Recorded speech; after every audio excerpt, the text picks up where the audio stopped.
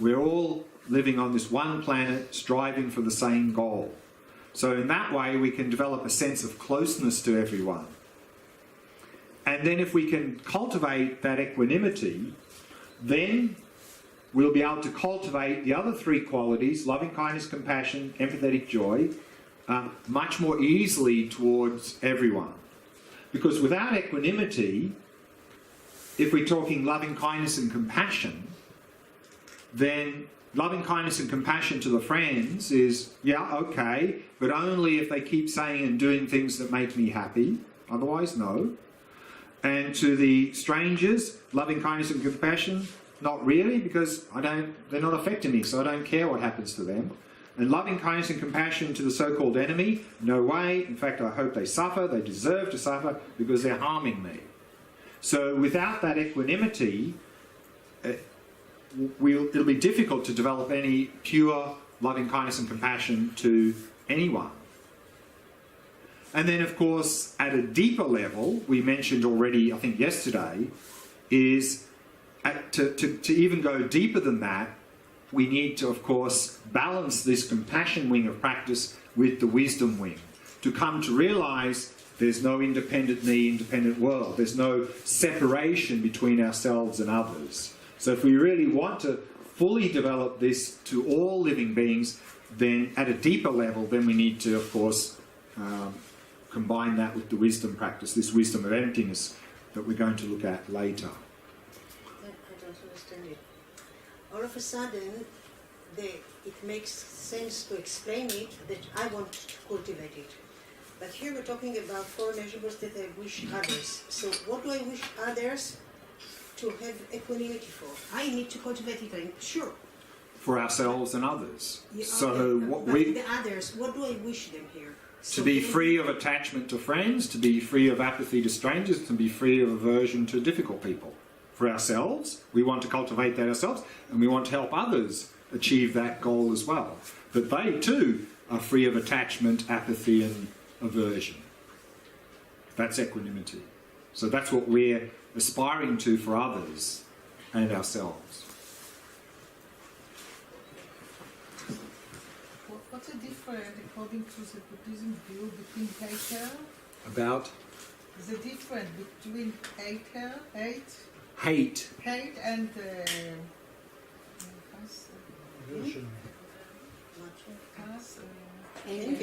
anger. Okay. So the three poisons, so the question is, what's the difference between hate and aversion or anger? The three poisons we saw were ignorance, attachment, aversion. So, and we'll look at that process a little bit more deeply later. But what we understood is that because of this fundamental ignorance, this seeing ourselves as independent of the world, when we have a pleasant stimulus, we naturally have attachment to that because it seems to be the source of our happiness. And when we have an unpleasant stimulus, we naturally have this aversion because it seems to be the source of our suffering. So that aversion, that wanting to be separated, to push away, can take on many flavours and forms. So at a very small level, that aversion would be some mild irritation.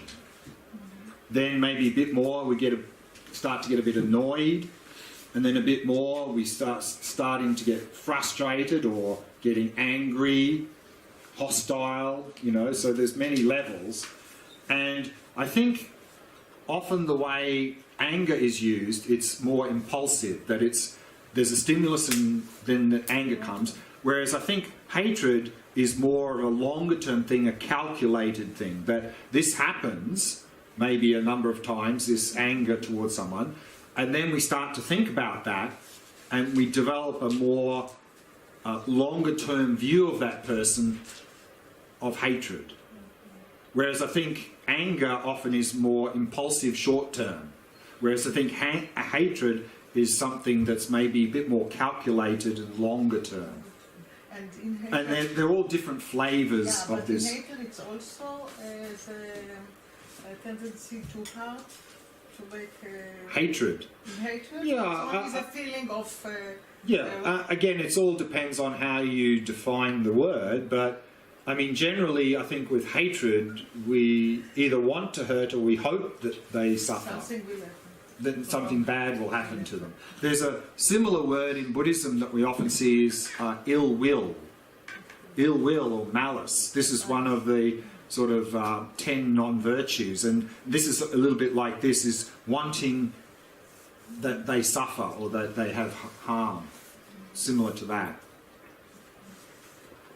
I just want to say that the compassion, the loving kindness, and the equanimity, when I'm observing myself, and I see aversion or what I see inside, like if we didn't, when we are observing the mind.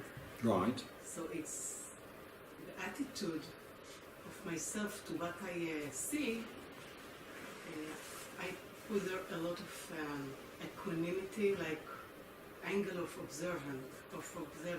Right. Like to see I'm not acting, just saying Right. that all the inside thought and emotion are the same, like Not to identify with them, grasp on them. not to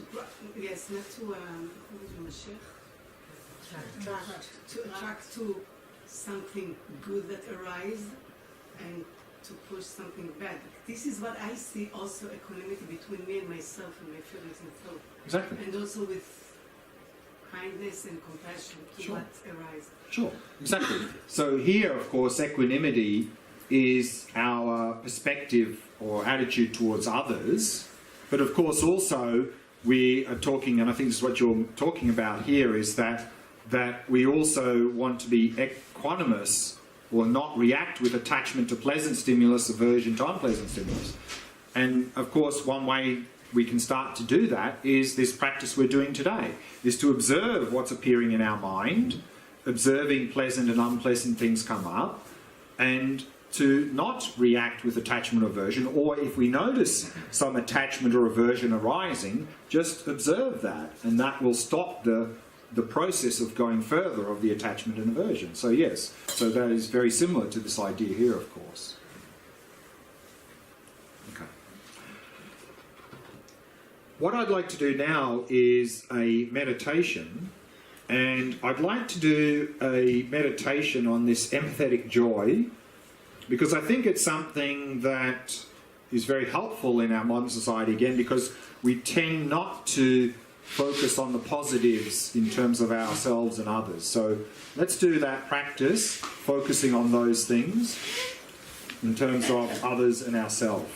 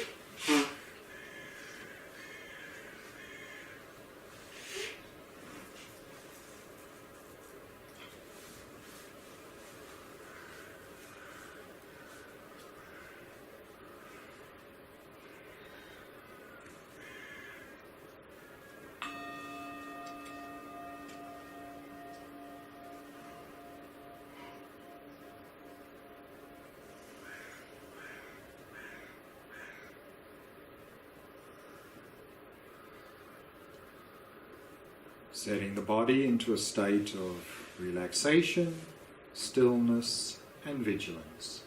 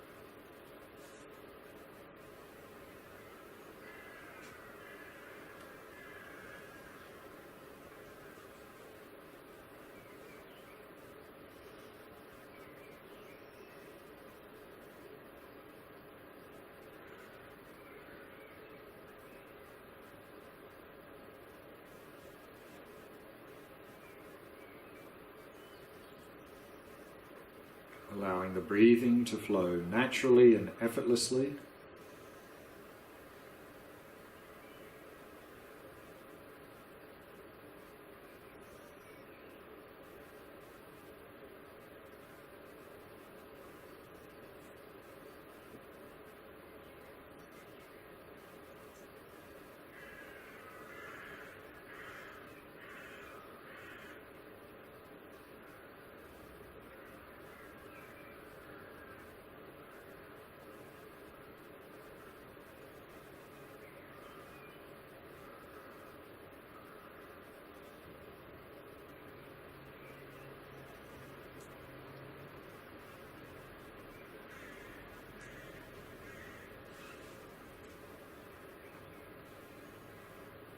And setting the mind in a state of ease and relaxation.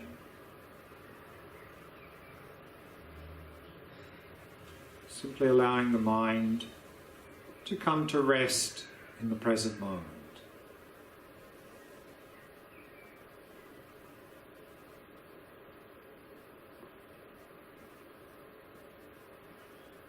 Simply noticing the rhythm of your breath, or if you prefer, you can simply focus on the sensations of the breath throughout the body.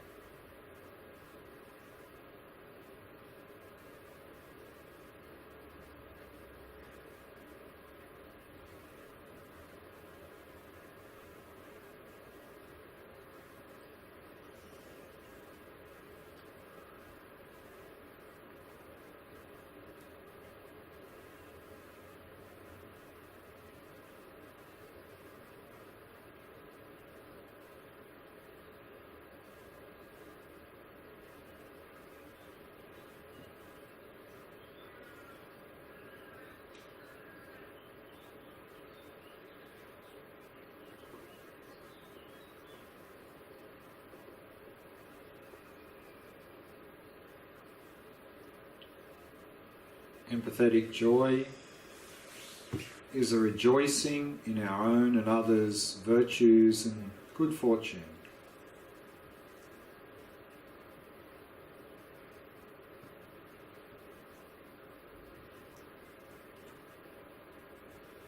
To cultivate this, first bring to mind a person who you know well, who radiates joy and well-being.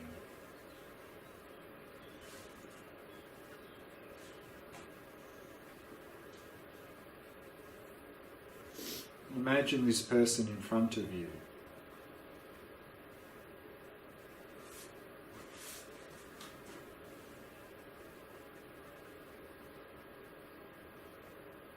And focus on this person's joy.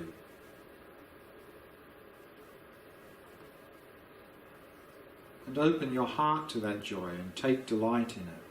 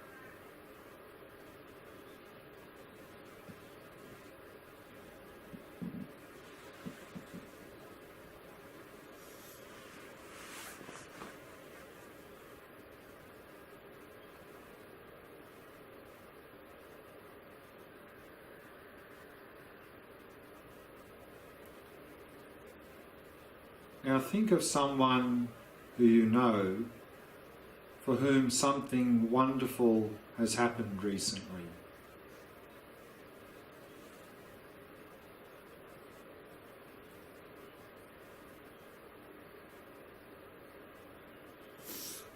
And recall the delight of that person and share in their joy.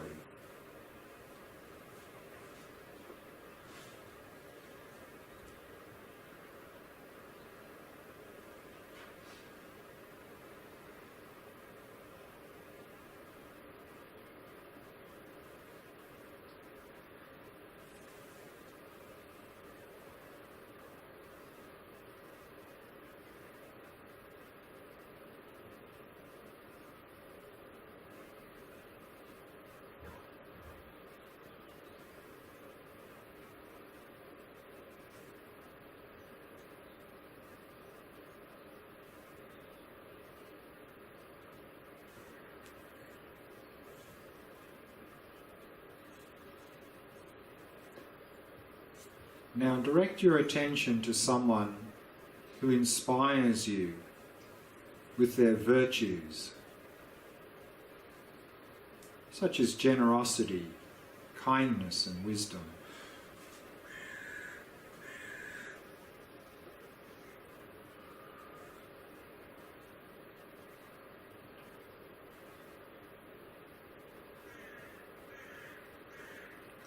And rejoice in these virtues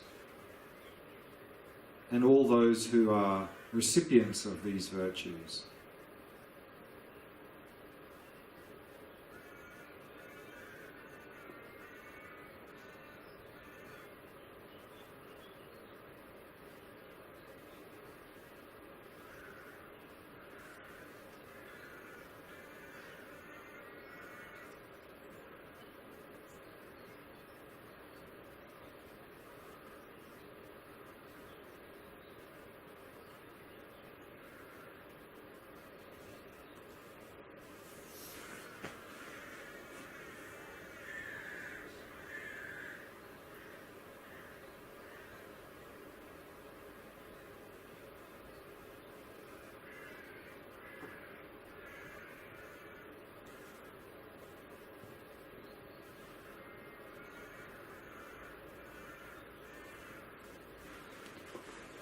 Now direct your attention to your past, to your earliest memories in this life. And direct it to your earliest memory of your first act of kindness, either toward yourself or someone else.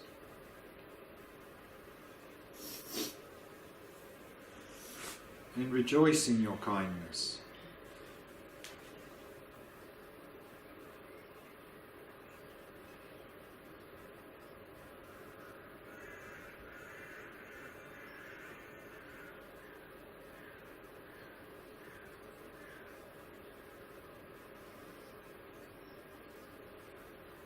Now, gradually move along the timeline of your life from this earliest memory, moving slowly through your childhood years, up into the adult years, and slowly up to the present moment. And bring to mind occasions in your life where you showed this kindness, when you helped others, and also when you did something kind toward yourself.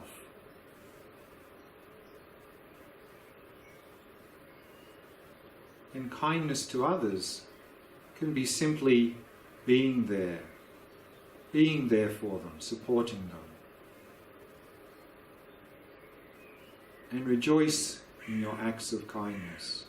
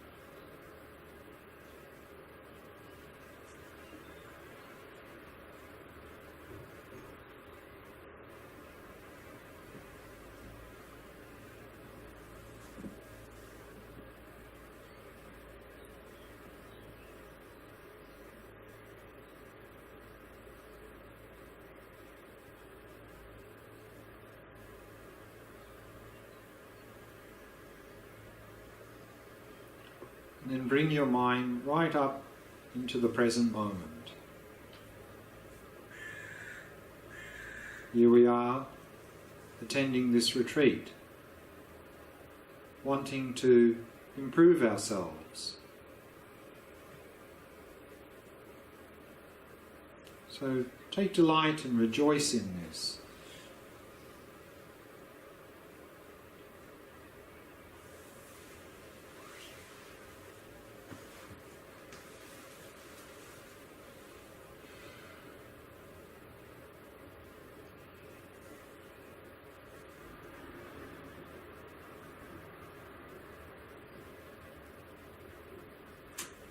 And then once again, direct your attention to the past and recall the earliest act of kindness from someone else that you can remember.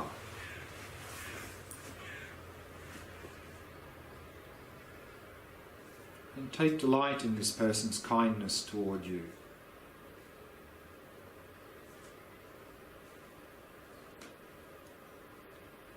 And then again, gradually move along the timeline of your life from that earliest memory right up to the present day. And recall all the people who are kind to you, helped you and supported you in your life.